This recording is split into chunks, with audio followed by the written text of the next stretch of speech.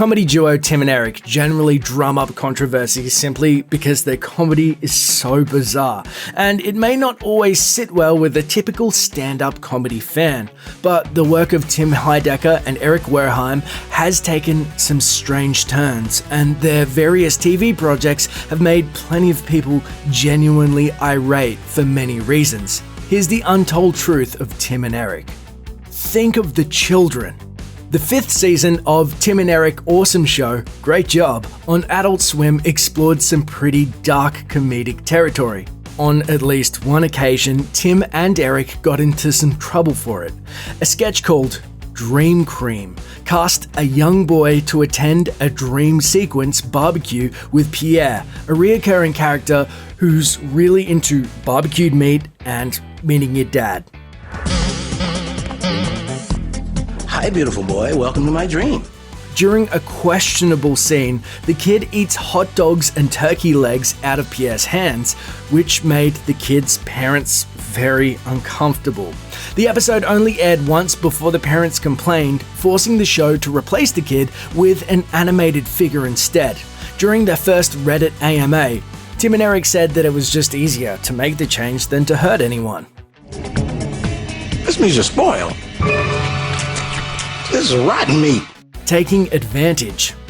During the run of Awesome Show, the most common allegation made by viewers and critics was that the comedy duo took advantage of the mentally ill or intellectually disabled. But whilst much of the show's comedy relies on the unusual personalities of amateur actors, only one of their stable of repeat guests has ever said anything about not being treated professionally.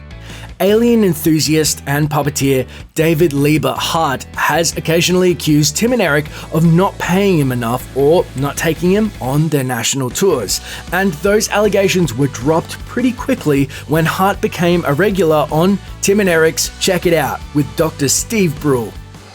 I'm afraid of puppets. Well, you don't have to be afraid of them. My puppets are very well trained. They won't scare you. No way, Jose. Other strange appearances have included The Room's Tommy Wiseau and Robert Axelrod, the voice of Power Rangers Lord Zed. Here are this week's movies to watch. Sawdang Stranger.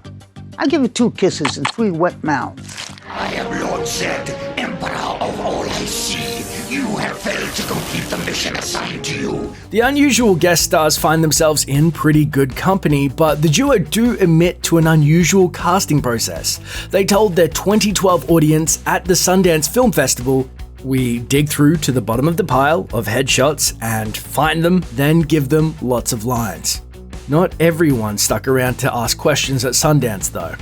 Sundance Fury.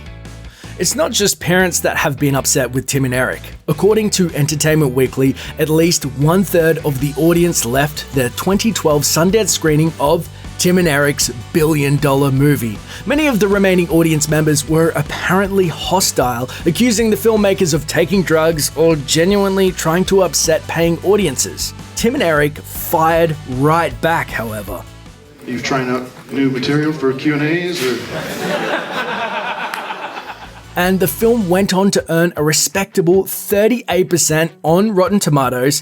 Now that's a solid score for a movie that was intentionally unwatchable.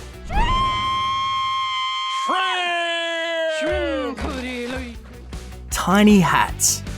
Weird as they are, Tim and Eric have garnered the attention of mainstream comedy shows like Saturday Night Live, making Will Forte, Will Ferrell, and Fred Armisen all cast members. Because of Tim and Eric's unofficial association with SNL, it's not too surprising that in 2012, the long-running sketch show was accused of stealing a popular Awesome Show sketch concerning tiny hats.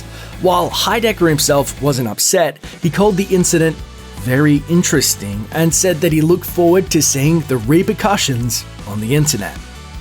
Go with the flow.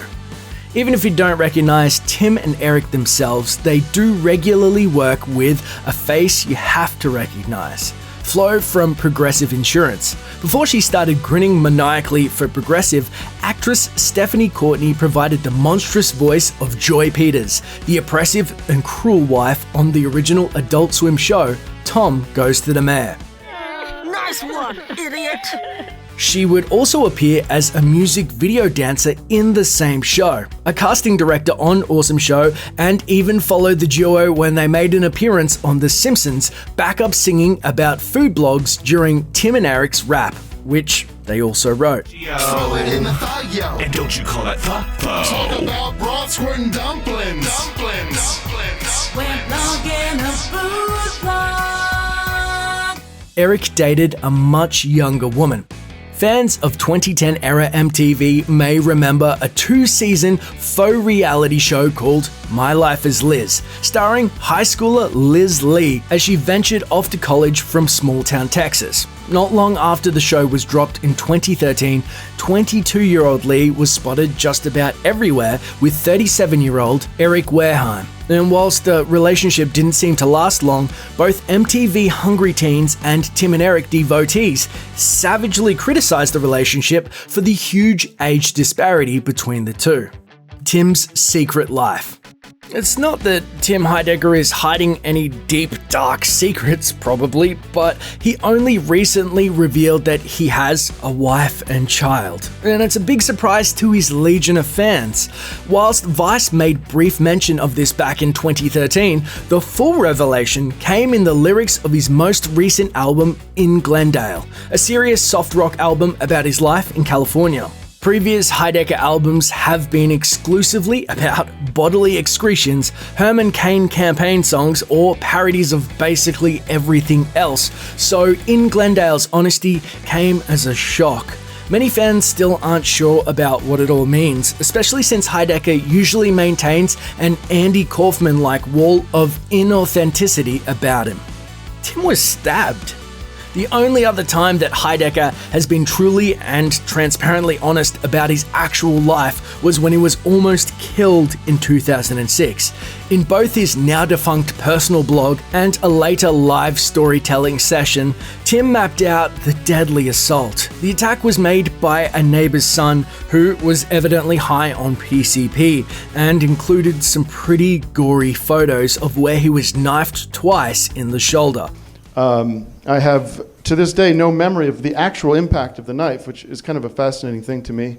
That I have no, the adrenaline running through my veins as I'm running up Fountain, I think, prevented any feeling of pain. After being stabbed and making a sprint through the streets, Heidecker ran into a bar for assistance, where the assailant was tackled by a group of patrons. The real Tim Heidecker can never die because he's a child.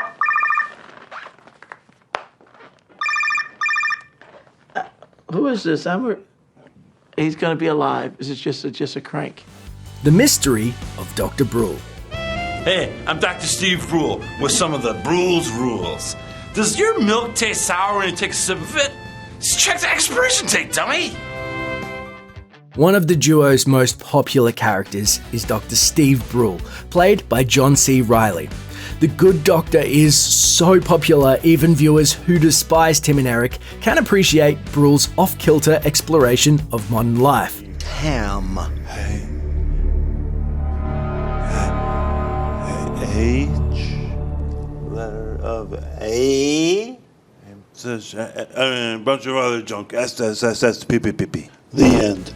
After many appearances on Awesome Show, Dr. Brule got a spin-off and was invited to do a ton of alt comedy interviews. The only problem is that Reilly outright refuses to answer any questions about the character, instead representing himself as an acquaintance of Brule in order to maintain the goofy mystery about Steve.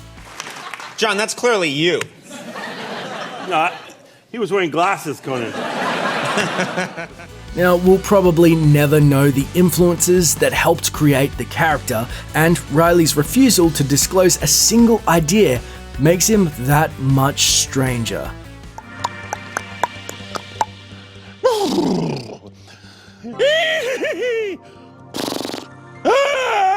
Thanks for watching. Subscribe to our YouTube channel to watch more videos like the one you just saw, and leave us a comment to let us know which is your favorite Tim and Eric sketch.